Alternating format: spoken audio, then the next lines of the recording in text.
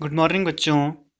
तो देखिए, आज कल हमने विविध उदाहरण किए थे, सारे के सारे कर लिए थे। तो आज हम इससे आगे बढ़ेंगे और प्रश्नावली करेंगे। ठीक है, ठीक है। 34 तक के कर लिए हैं विविध उदाहरण, और अब विविध प्रश्नावली है, यानी मिसलेनियस एक्सरसाइज। तो इसमें पहला क्वेश्चन देखना क्या है। सिद्ध कीजिए कि, यानी प्रूव दैट दिस, ये जो है पूरा इसको सॉल्व करना है। ये क्या है, कह रहा है थीटा से स्वतंत्र है, यानी फ्री फ्रॉम थीटा। कहने का मीन्स, इसको जब आप सॉल्व करोगे तो जो आंसर आएगा उसमें थीटा नहीं आना चाहिए। इसका मतलब ये है। ठीक है, तो इसे सॉल्व करना है। देखते हैं कोई प्रॉपर्टी लगती है तो लगाएंगे, नहीं तो नहीं लगाएंगे। अब जरा देखना, इसमें क्या कोई भी प्रॉपर्टी लग सकती है जिसके थ्रू आप ऐसा कर सकते हो कि मान लो कि R1 R2 को घटा दिया, या इनको जोड़ दिया, या कुछ और कर लिया। तो कुछ हो नहीं सकता। आप करके देखना कि इसमें कुछ भी ऐसा नहीं है कि जिससे हम किसी एक को भी जीरो नहीं बना सकते हैं। ठीक है, किसी को भी जीरो नहीं बना सकते। तो हमने ये काम छोड़ा और पहले इसमें सोचा कि कुछ होगा तो नहीं, तो नहीं हुआ। तो उसके बाद हमने इसको डायरेक्ट सॉल्व कर दिया। फर्स्ट रो को एक्स लिया, ये छिपा, ये वाली चीज़ आ गई। ठीक है, उसके बाद सेकेंड एलिमेंट लिया, माइनस, ये साइन थीटा माइनस के साथ, ये कॉलम और रो छिपा, जो बचे ये दो और ये दो, ये लिख लिए। उसके बाद थर्ड वाला ये पॉजिटिव में आया, और इससे ये और ये छिपे, और ये वाली चीज़ यहाँ लिख दी।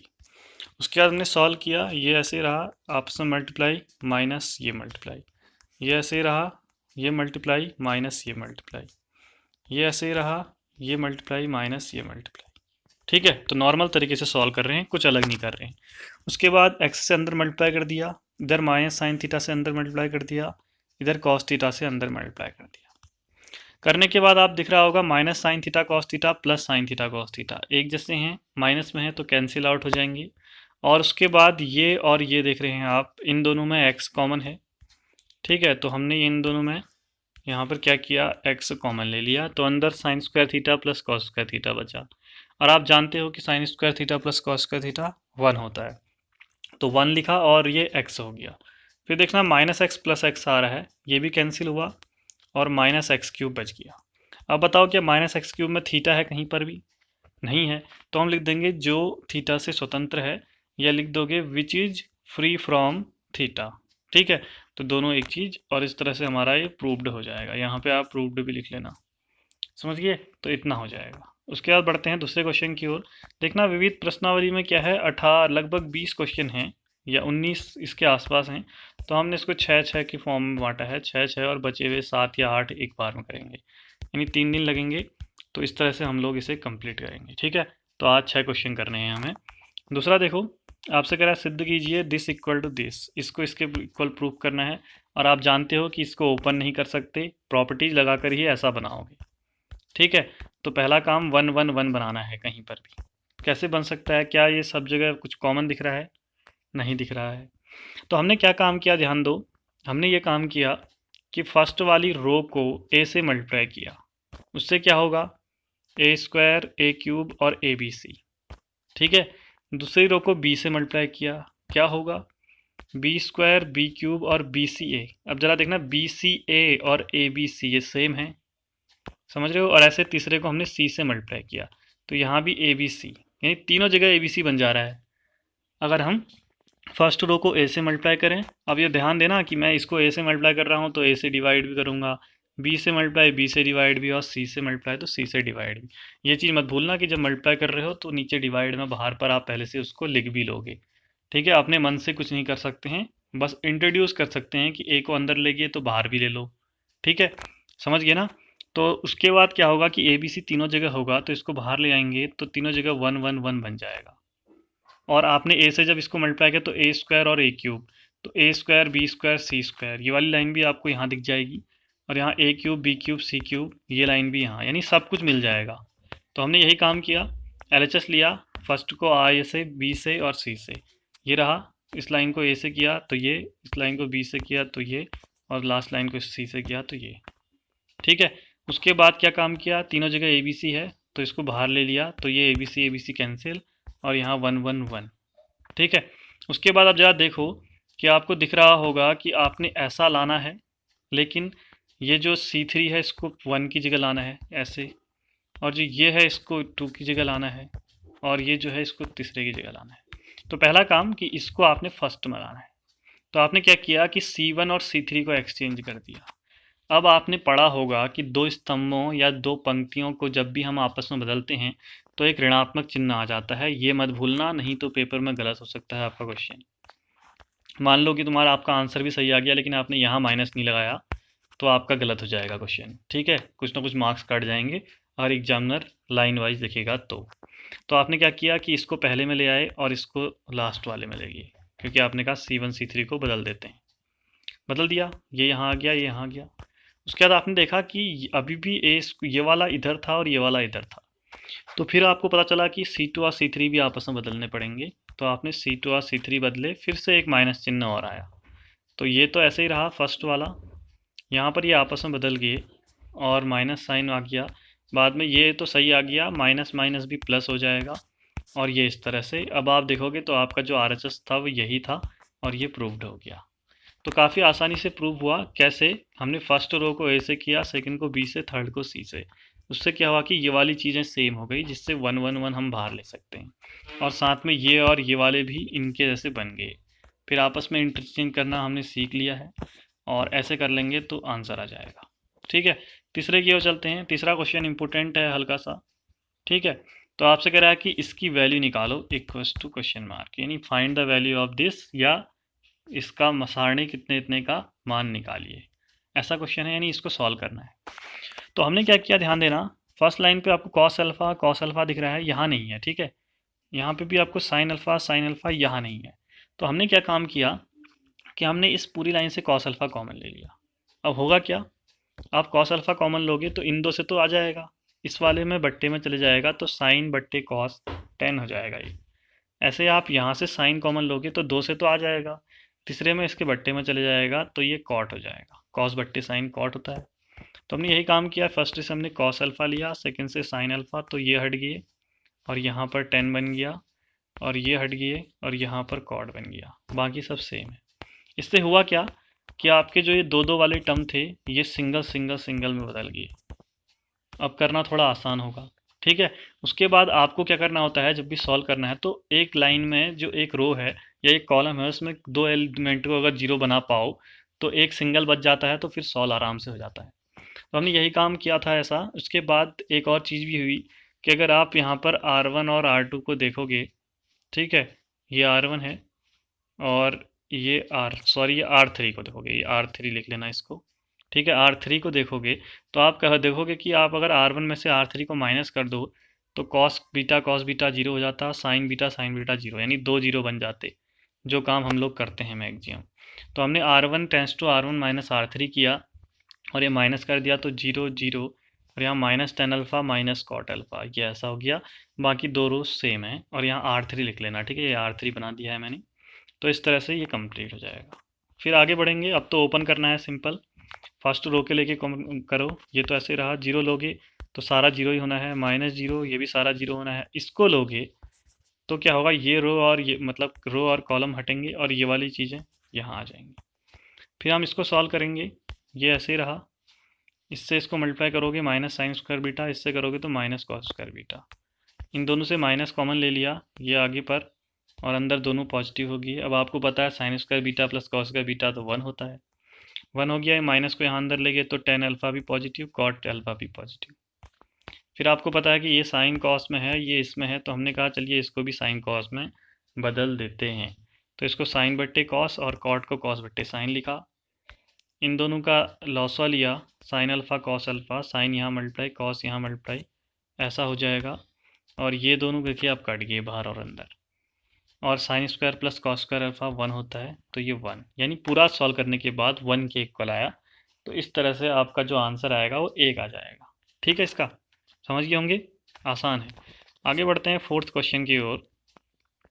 तो फोर्थ क्वेश्चन आप देख रहे होंगे, क्या दिख रहा है आपको, delta equal to this equal to zero, ये आपको दिया गया है, इतने का मान जीरो है, और आपसे कह रहा है दर्शाइए, यानी आपको शो करना है या तो a प्लस, इसको सॉल्व करोगे आप और लास्ट में दिखाना है या तो a plus B plus C zero हो या a equal to B equal to C हो, यानी तीनों बराबर हो या तीनों का सम जीरो हो। और हमें ये दिया है तो हमको इसको सॉल्व करना है, ठीक है। करना आसान है, काफ़ी बार कर चुके हो इस क्वेश्चन को। ये इक्वल टू जीरो दिखा, सबसे पहला काम अगर तीनों को जोड़ दो तो यहाँ पर 2a plus 2b plus 2c आता, यहाँ 2a plus 2b plus 2c आता, और यहाँ पर भी 2a plus 2b plus 2c आएगा। ठीक है, तो हमने पहला काम R1 tense to R1 plus R2 plus R3 कर दिया, जिससे क्या हुआ कि R1 की यहाँ पर 2 कॉमन ले लिया है, तो इस तरह से आ गया, और बाकी ये तो ऐसे ही रहेंगे, इक्वस टू में 0 चलता रहेगा। समझ गए? अब इस चीज़ को हमने बाहर ले लिया, ठीक है, तो यहाँ 1 1 1 हो गया, और आपको पता है जब 1 1 1 हो तो इन दो को अगर हम 0 कर लें और सॉल्व कर लें तो आसानी से आंसर आ जाता है, कुछ इतना टफ काम नहीं है ये वाला। ठीक है, तो हमने क्या किया, C2 में से C1 को माइनस किया और C3 में से भी C1 को माइनस किया, C2 minus C1, C3 minus C1, ये ऐसा रहा। C1 ऐसे ही उतर गया, यहाँ 1 माइनस 1 0, यहाँ a plus B minus C minus a करोगे तो a कट जाएगा और b माइनस C बचेगा। ऐसे यहाँ पर b plus C minus a minus B करेंगे तो b कट जाएगा और c माइनस a आएगा। ऐसे इधर पर 1 माइनस 1 इससे के साथ करोगे 0, और b plus C minus C plus a करोगे तो b माइनस a, और यहाँ c माइनस b आएगा। ठीक है, उसके बाद अब कुछ नहीं है, सिंपल सॉल्व करिए। फर्स्ट रो को ये लोगे, ये छिपेंगे, ये आ जाएंगे। बाकी लिखना चाहो तो ये भी -0 प्लस 0 लिख सकते हो, मैंने नहीं लिखा है। उसके बाद आगे सॉल्व कर देते हैं इसको आप सिंपल से, ये दोनों मल्टीप्लाई, ये दोनों मल्टीप्लाई। ठीक है, अंदर ओपन कर लिया इसको, और इसको भी ओपन किया, माइनस साइन है, फिर माइनस हटाया तो इस तरह से आया। अब इतना करने के बाद क्या हुआ, वही सेम काम, ये वाली चीज़ हम कल कर चुके हैं। ठीक है, वही क्वेश्चन है ये भी। अब इसमें माइनस ए स्क्वायर को लिखा माइनस बी स्क्वायर माइनस सी स्क्वायर, फिर प्लस ए बी। ठीक है, और बी सी वाले दो हैं, देखो बी सी और 2bc, तो 2bc और माइनस बी सी करेंगे तो बी सी आएगा, और फिर सी ए। फिर वही बात कि इस पूरे में से माइनस कॉमन ले लोगे बाहर, ताकि पॉजिटिव हो जाए 3 और 3 नेगेटिव। कल कराया था ऐसा क्वेश्चन। अब यहीं पर मैंने आपको कल इम्पोर्टेंट वाली चीज़ बताई थी, आज भी वही यूज हो रही है। आप a square plus b square plus c square minus a b minus b c minus c a की वैल्यू रख सकते हो ए माइनस बी का whole square minus plus B minus c का whole square plus C minus a का whole square. ये कहाँ पढ़ा था हमने? 9th क्लास के 2.5 वाली एक्सरसाइज में एक क्वेश्चन था जहाँ पर इतना इक्वल्स टू इतना प्रूव दैट था, इसके आगे पीछे भी चीज़ें रखी गई थी। ठीक है, वही वाला ये है। इतना हुआ, तो इसके बाद अब आपको पता है कि ये पूरा वैल्यू 0 कब होगी, जब या तो ये 0 हो या ये 0 हो, या दोनों ही 0 हो, क्योंकि 0 से अगर आप इसको मल्टीप्लाई करोगे तो 0 आएगा, या इसको आप 0 से मल्टीप्लाई करोगे तो 0 आएगा, या इतना और इतना दोनों 0 0 हो तो भी 0 आएगा। लेकिन हमने लिखा कि या तो ये 0 होगा या ये वाली चीज़ 0 होगी। ये 0 लिखते ही देखिए एक पार्ट प्रूव हो गया। ये वाली चीज़ कब 0 होगी, जब ये 0 हो, 0 प्लस 0 प्लस 0, तीनों 0 हो तभी तो 0 हो सकता है ना, ये प्लस में है। तो यहाँ और होगा, यहाँ या नहीं होगा, क्योंकि तीनों को ही 0 होना है। एक 0 हुआ, दो नहीं हुए तो 0 नहीं आएगा। इसलिए हमने क्या किया कि इसको भी 0 रख लिया एक बार, और इसको भी 0 रख लिया, इसको भी 0 रख लिया। इससे क्या हुआ कि a इक्वल टू बी, इससे b इक्वल टू सी, इससे c इक्वल टू बी, इससे a।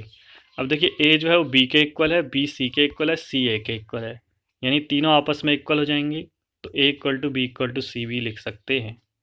तो एक पार्ट ये प्रूफ, दूसरा पार्ट ये प्रूफ, तो ये दोनों ही यहाँ पे प्रूव हो गए। काफ़ी आसान प्रश्न है, बस इतना सा ही यहाँ से आगे को है, यहाँ तक तो सारा काम पुराना ही है। ठीक है, तो समझ में आ गया होगा। दोबारा से देखना अगर नहीं आया, और पूछना अगर ज़्यादा ना आए तो। चलिए आगे बढ़ते हैं 5th क्वेश्चन की ओर।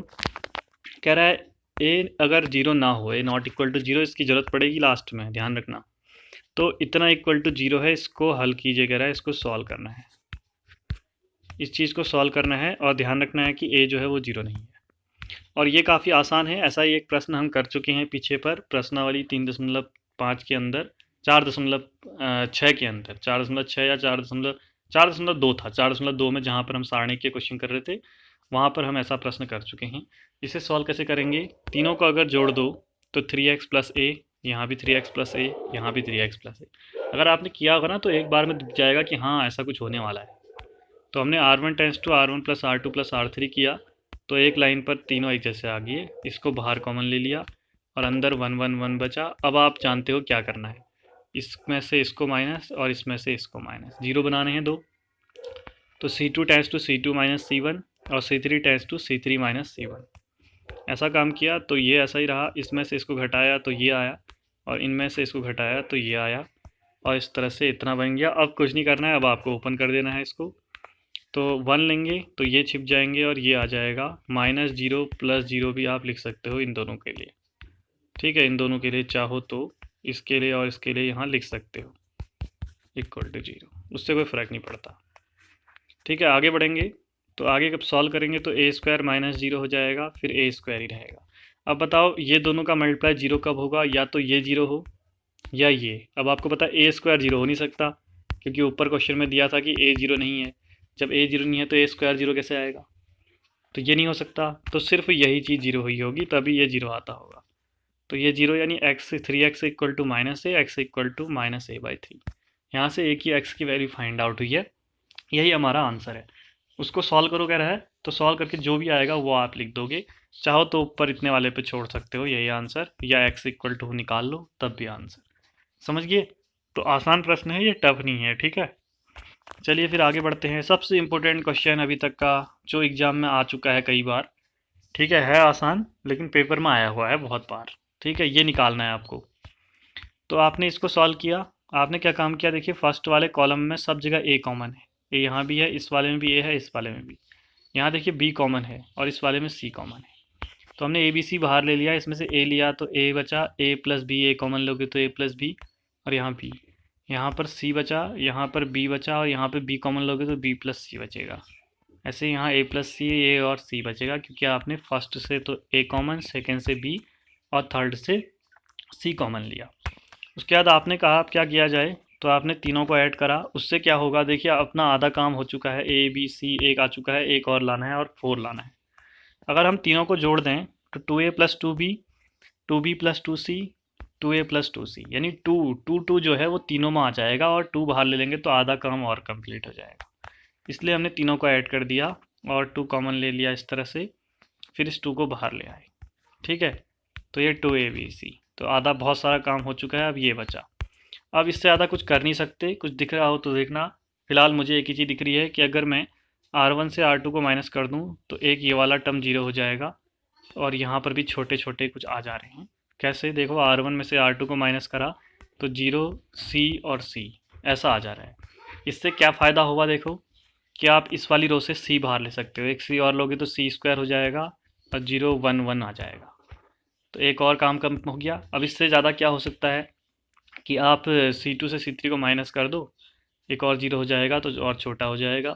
तो हमने C2 tense to C2 minus C3 किया, तो अब यहाँ देखो 2 0 हो गए, एक ही बचा है। अब इससे ज़्यादा तो कुछ कर नहीं सकते, आगे सीधे सॉल्व कर लो। तो सॉल्व करने के लिए 0 और 0 लिया तो 0 ही है, 1 लिया तो ये और ये छिपेंगे, ये वाली चीज़ आ जाएंगी, और फिर इसको आपने सॉल्व करना है सीधे, इनको मल्टीप्लाई, माइनस इनको मल्टीप्लाई। तो इसमें भी बी स्क्वायर कैंसिल, और A B plus A B यानी 2ab बचा। अब 2ab और इसको मल्टीप्लाई करोगे तो 4a स्क्वायर बी स्क्वायर सी स्क्वायर आएगा। ये हमारा RHS है। लेकिन प्रश्न देखो आसान है, बस ये दिया जाता है पेपर में, कई बार 4 नंबर में आया हुआ क्वेश्चन है, तो इसलिए इसके ऊपर एग्ज़ाम तो लिख ही देना कम से कम, ताकि पेपरों के समय इसको पढ़ सको। ठीक है, तो यहाँ तक 6 तक के क्वेश्चन आज कर चुके हैं, बाकी हम कल करेंगे और फिर परसों ये कंप्लीट हो जाएगा। ठीक है, तो मिलते हैं अगले वीडियो में, तब तक के लिए बाय बाय।